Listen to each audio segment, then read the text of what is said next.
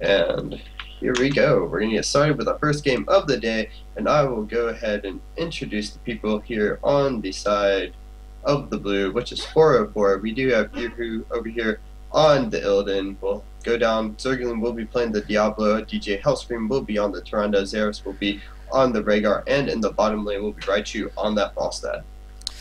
And the right hand side, it's going to be Team Wildgrowth, Jordo playing Valor in the top lane, Kilzian, Blythork, and Jimmy. I'm always going to say it in a northern accent, don't care.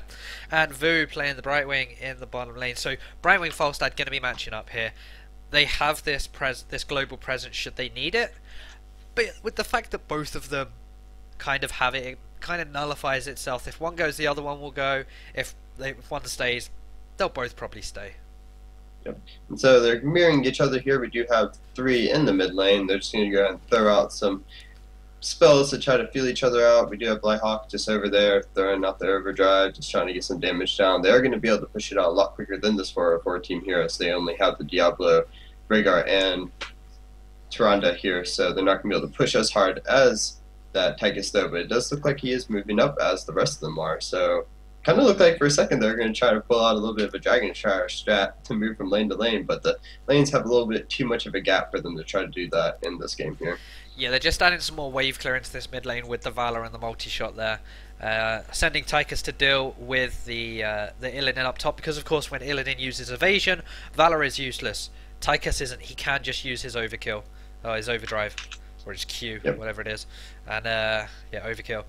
Just use his overkill on the Illidan to get so much damage down, and we're 1 minute 20 in, and shrines are spawning in about 5 seconds now. So what is going to happen down bot lane, and what shrines are they going to go for? In fact, we're going to see DJ Hellscream. Yep, DJ Hellscream will be the first one to get picked up. The Blythawk was able to rotate down there a lot quicker, got the kill, and so they're going to have complete control over this middle shrine, which will be pretty good for them at the start of this game here for Wildgrowth. Yep, and they're still soaking 3 lanes right now. Tychus still in top. Brightwing has stayed down bot. They really want to commit to this top shrine 404. Well, you've really got to think that Wildgrowth have the upper hand here. They're getting all of mid shrine, which by itself gets more XP than top because of the little tower in the town hall that's firing at now. And they're soaking all 3 lanes, whereas we only now just see Diablo making his way down to soak as much XP as this Brightwing is. Yeah, so Illidan taking a lot of damage there. It's going to have to get off of the Tychus. But we do see Diablo going down, which means that they're okay with trading it right here, but they will be 1 man short when the rest of the team comes up. We do have the right one coming up. Raichu will be taken down right there, and so they will be able to control the rest of the shrine for the rest of the shots and just get a little bit extra damage onto this top lane right here. Yep, and they're now going to go and reclaim the... Okay, no, Vu wanted to reclaim it, but then decided against it, the watchtower in mid. Next shrine is going to be down bot, so we're going to see teams rotate towards this bot lane. I'm surprised they didn't leave Vu in the top lane for now, just so he can push that out and have the same effect as before. He does in fact get caught out by Uru here. Yep, and so it looks like they're going to chase a little bit onto him. They're going to have to go ahead and leave that there. It's circling close call out by Jimmy, but it looks like they're going to turn onto him right now. Will they be able to get the toss back? Yes, it looks like it, but not enough damage is going to be able to come out there as Xeris and here decide to back off. Zergling taking a lot of damage is going to be able to back off there. And right now we do have 3 lanes being soaked by the Wildgrowth team, which is going to give them a lot more of an advantage. We finally do have Tyrande going top here, and Irku looks like he's making his way towards the Bruiser camp. They're going to want to go ahead and pick that up. Actually, no, it looks like he's backing off there. They're going to go and start moving up this way. They do have Falstad in the bottom, which they're going to leave him there. And right now, everyone's just gone back to laning. Yep, Jordo and Blythork taking this Merc camp, and this is what I like to see. They've taken it, and now they're just going to wait for the shrines. We actually see some aggro coming out of Vu. He's going to sit in this brush. In fact, he's going to go even more aggro on Uru than I expected, to try and poke him off of these siege giants. Only now with Xaris responding to this. They're just going to trade some blows here and there, small two attacks, but now Kiluzion's coming in. Yep, and we have Jimmy coming out. They're going to be able to send up Xeris, so they're having a lot of damage go down. Raichu has come up from the back to try to help them out, but it looks like they're not going to have enough damage to be able to take someone out. Now they're just going to have to back up, and they might just have to give this camp up right here. Uru's taking a lot of damage. We do have Blythawk coming down. He's going to be able to add a lot more to this team fight. Uru's taking a lot of damage. He will not be able to get topped off by that first aid, and he is going to go down right now. We have the rest of the team coming down. It looks like they're going to try to get on the Raichu. He'll just be able to roll away to safety, but that is a siege camp picked up for them. They have the other one on the other side with the shrine spawning in 6 seconds. So it seems like we're actually seeing a kind of auto-attack style Falstad coming out. So you've got the power throw, of course, Hammerang going further, but Vampiric Assault is something you don't actually see too often on a Falstad. So I kind of expect to see later on where auto-attacks deal more damage when Hammerang's out. In fact, there it is there. Deal 80% bonus damage while Hammerang's in flight, and also targets hit by Hammerang, if you auto-attack them, they get stunned. I expect to see that one come out from the Falstad as well. And so, knowing that they have such a level advantage, it looks like they're just going to go ahead and let Vu take this bomb shrine while they take the boss. The boss is almost dead. Zeus is going to be able to find out, but it's going to be 1 second too late. They've already picked it up, and not only will they have the whole entire shrine, but they'll have also this boss pushing, and they'll be able to pick up Falstad. Yep, so Raichu is on his way back to the Pokemon Center before he gets healed up. And they're just going to push down this bot lane with the shrine, with the boss, and they're kind of playing a game of chicken now about who's going to back first, and it's probably going to have to be 404 after they take out this tower in top. They cannot keep on pushing when they have the boss on this bot lane, and Wild Growth know this, so they're going to apply some pressure even more lanes. They've got bot pressure with the boss, and now they're going to grab this mid fort, force some 800 XP, and then just soak up the lanes as well. So 3 level difference right now. We do have pretty standard ultimates coming out from the team of Wild Growth. The boss will finally go down right here, but one fort compared to 2, it's not the best trade. They did lose boss. They lost middle and bottom here, so with only taking top. They finally reached 10, so we'll have to see what they decide to do now that they have their ultimates. Yeah, they're gonna need to try and, I guess, take a fight before or at the time of the shrines. Kiluzion, he has this stage dive up, so he is able to split push. However, he has brought all 5 players down, and he's just going to jump away to safety alongside his teammate. Really nice play from him, gaining the aggro of 5 of them. All 5 players from 404 went down to bot lane, meaning that they weren't soaking any XP. And there we go. They're just going to grab that one. Very good by them. Now they have 3 forts down. They picked up almost every single shrine here, and they just have complete control over the game. They have those level 13 talents coming out now, which means that 404 will have a very hard time fighting, and we'll just have to see what they do. They're moving as a team right now. They're just really on the same page of what they need to do. It looks like they're going to try to look for a pick right now. And nope, it looks like they're going to back off and just... Yep, so the Merc comes up, and they're just going to take away this one just to increase their pushing potential down onto this bot lane. There is a ping down onto the hard camp of 404, but that's not up for another minute. Expect to see a rotation over towards the own easy camp. Vu currently has 1 bribe stack. He needs to grab 6 more minions, and he'd have 2. So if he were to go to the mid lane, he could have 2 bribes to the siege camp, but instead it looks like he's just going to bribe 1 and then attack the other. So right now it looks like both teams are just kind of splitting ways. We see the whole entire Wild Growth team moving down to the bottom as we see the 404 team moving up to the top. So we'll have to see what they decide to do here. Are they just going to trade, or is Wild Growth going to try to contest, just leaving maybe that Bright Wing on the bottom shrine as the rest go to the top? Right now it just looks like they're content with picking up some of these mercenary camps and just looks like they're going to try to push down this bottom fort here. Yeah, and that's exactly what they need to do. They've got the temple hammering away at this fountain now, and that's going to go onto the keep soon. They have the 2 siege giants here.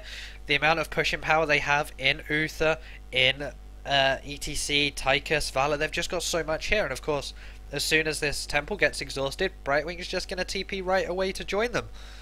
As it looks like this keep is going to fall with minimal resistance at least. They do have 3 levels, and a whole talent advantage in favour of Wild Growth.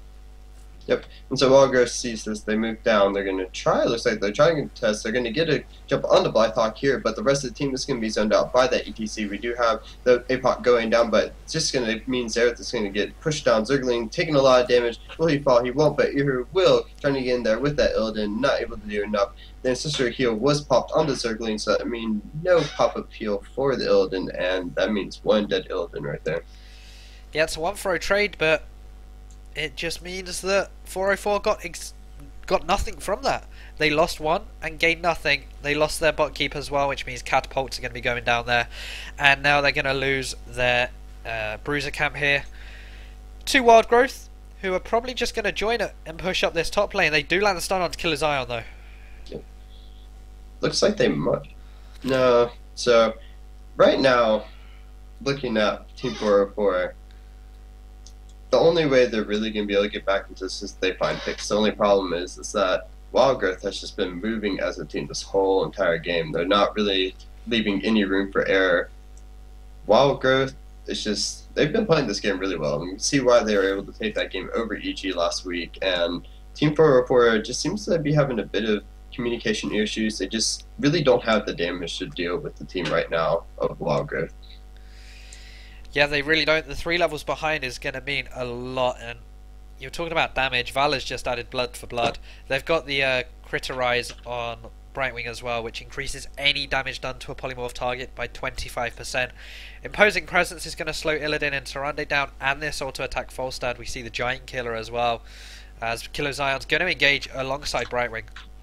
Yep. So DJ Hillscream looks like he might be the main focus of the target right now. Blythehawk was knocked out. We do have the Ancestral Shield popped onto DJ Hillscream, so once again will not be available for the Illidan. But a lot of damage going down on the Jordan. He'll be picked up. Next one looks like it might be Jimmy, but he looks like he might be able to get out. The APOC has gone down to try to zone him out. Jimmy is taking a lot of damage. Will he be able to fall right now? It looks like he will. They have been able to pick up 2-4-0, but we will have Illidan falling right there. Blythehawk doing a lot of damage in that uniform is going to be able to pick up the second kill for Wildgrowth right now. Looks like they're going to turn right on DJ Hillscream. He's going to be picked up too. Circling might be the next one. Will they pick him up? Yes, they will, but he'll be right back with that Diablo passive, and what looked to be a good fight for Team 404 just turned straight into Wildgrowth's favor. Yeah, that's what happens when you don't touch an Odin. Blythehawk was just there in the back line in his big mech suit, I guess, just dealing so much AoE damage, and when it came down to it, the Brightwing Emerald Wind was still available to isolate Raichu away from the rest of his team on the Falstad. And hey, the rest is history. They're going to pick up this boss now, our Wildgrowth, and that's going to push down the bot lane. Brightwing on Vu, or Vu on Brightwing, is going to take this bottom shrine yet again, as this boss is going to push down. It's now a case of, do we deal with the boss, or do we go and take a temple? Because right now, they have to do one or the other, and it looks like they're choosing the boss. And these temples, they're just hammering away. It's getting close now to where it's just going to be game to Wildgrowth, where they just completely overrun 404. We're looking at it. There's no way they can survive this. They're going to have to deal with the boss, which means that both shrines will rain terror down onto all of the forts here. They're going to be able to take out this next fort here, and they will probably just be able to push into the top fort after they're done with all this. It looks like they're just going to leave Brightwing down there once again. Brightwing can, of course, just phase shift to whoever she needs to when the time comes. Right now, she's just going to back, and Wildgrowth is just playing this actually very smart. Looks like they're just going to wait, regroup together, because they've been winning the fights. They know they can win all the fights, and they're just going to look to take it to them, and they do find Zergling caught out right here. Yep, Zergling is getting caught out. He's actually getting engaged upon, but he certainly isolated himself here. Yep. The pathing, just a bit weird on that one, and then the metamorphosis into the whole entire team by Illidan right there. Not able to save the Diablo. The APOC is going to come out, but at the same time, Blythehawk is going to get jumped upon, but Xeris trying to find his way to him, is taking a lot of damage. They will be able to pick up the kill on the Brightwing right there, but Xeris will be the next target. He has to Ancestral heal himself, but at the same time, this might be okay. We do have the Brightwing down. It looks like they're going to try to jump on the Jordan. Jordan is going to get put back, and that'll be 2 kills for none. At the moment, it looks like they're going to switch the movement onto Killer Zion. Will they be able to pick him up? He looks like he's going to be able to power slide away to safety here, and that was actually a very good team fight for 404. Yeah, they traded 2 for 1, or 2 for 2 in total, in fact, because of course Diablo did go down and his passive popped afterwards. But now Blythehawk returning onto Raichu, and that's what I was talking about. So much damage coming out from the auto attacks. Giant Killer, increased damage due to the hammering being out. The stun interrupted Blythehawk's overkill, and actually got quite a bit of damage down onto him, but it just wasn't enough to finish the job. 16 talents are now in here after that fight. Blood for Blood on Illidan, the Earthgrass Totem for Rhaegar. Mark of Mending is an interesting one. Now, out of all the 16 talents from Tyrande, this is one that I really don't see too often. You usually see either the Lunar Flare, where increased damage with mana being refunded, or you see Mark of Mending gives you increased attack speed by 50% or something, I think. Not Mark of Mending, Hunter's Mark, but you don't see the one that actually heals you, so going for this sustain, because in the past we've actually seen Zaris's ancestral healings go down on Tyrande more than anyone else. So trying to nullify that by getting some healing in there for herself. Yes. The middle shrine is up, so we will have to see what both teams decide to do. Both have been able to secure one camp apiece. It looks like we do have both boosters camps are going to be going against each other at the top, but we do have this C champ at the bottom, and looks like ETC might be trying to push it down a bit. He does have that stage side, so he can get into the fight whenever he needs to. What she just used right there, so it looks like they're going to try to start a fight. Zergling looks like he was going to try to jump onto Jimmy, but that wouldn't have been the best target as the Divine Storm could mess up his whole entire team, so they are going to try to get in. Zergling taking a bit of damage right now. The APOC is going to go down straight on the Jordan. They're going to have the Metamorphosis going straight in. Looks like they're going to try to jump on his Zorda, but Zergling taking a lot of damage. We do have the Hinterland Blast coming out, but it will be interrupted. That'll be the first kill on the Diablo right there, who will be topped off by an Ancestral Healing, but he will not be able to go back in with that, so they do have their tank down right there. There's a lot of damage going down onto him. Looks like they're going to switch their focus onto him, but they're going to go reclaim the shrine right now. Raichu is a bit low. Will they be able to get the kill onto him? He does not have that barrel roll, but he will get healed up and be able to make his way to safety. Yep, and this temple is going to go over to the side of Wild Growth. They've just hit level 20 as well, which means they get these upgraded heroics and the Storm Talons. We got two Bolt of the Storms, Vala and ETC, Divine Hurricane of course, big red button for Tychus, and the continuous winds, meaning that if Illidan jumps in, he's going to be isolated for a hell of a lot longer than he's used to. And it's now getting to that point where Wild Growth are just looking to finish this game. Now they can either wait it out for the next temple, or they can take a fight that will go immensely in their favour, just based off of the level 20s. Yes. So, actually looks like they're just trying to set up a death bush right here, see if anyone walks into it, but they will be scouted out by the owl right there. We do have Hedwig flying out and is able to scout them out, which will save them for a little while from walking in there. Zergling looked like he was getting a little close there, but at the same time, they're going to set right back up for it. They just want to be able to find this pig. Zergling is going to walk dangerously close to Kilizan, not the best one that they want, but they're going to be able to find the rest of the team. They're going to jump straight on the Raichu right here. A lot of damage going down. He will be obliterated right there. We do have you're going down. They're going to try to get on this Jordan, but it's not going to be enough as he will be erased from the map. Also, there's a 2-for-0 in the favor of Wild Growth. They're going to jump straight on the Zergling right here. They're going to get a 3, and this looks like the game is over. Yep, 3-4-0 exchange in the favour of Wild Growth. ETC is going to be stage diving in there as well, and jumping straight on to the core, as Blythork using his big red button, and of course the damage from everything else. GG, well played, coming out from Wild Growth, and there it is. The first game of today in the round of 32 is going to go in the favour of Wild Growth, and they move on to the round of 16 to face Team TBA. So, good game by both teams. Wild Growth just showing their strength, and I'm honestly really excited to see what they decide to do from here. They showed good showing last week in the Go4Heroes 15, and they showed a really good showing today too. So we'll have to see how far they are able to go today. And once again, GG to Wild Growth. Yeah, they just played it really well. They lost the Illidan Rhaegar, but were able to come out on top. So thank you for joining in for this first game. We are going to go ahead and take a short break and get straight into the next game as soon as possible. And once again, I'm the party foul. Joining with me is Haas, and I'll go ahead and try to get everything that is a little bit wonky with the stream fixed for you guys in a second. Once again, thank you for joining us, and we'll be right back.